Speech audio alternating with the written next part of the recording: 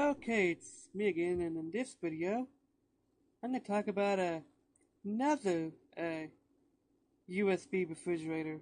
Um, this one's different than the other one I talked about in the sense that the other one I talked about only held one 12-ounce can.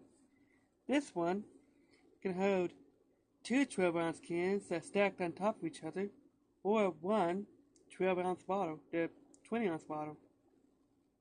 Um, yeah, I suppose this might be a little bit better than that other one. Um, Looks like it's $48 off. The normal price is $30.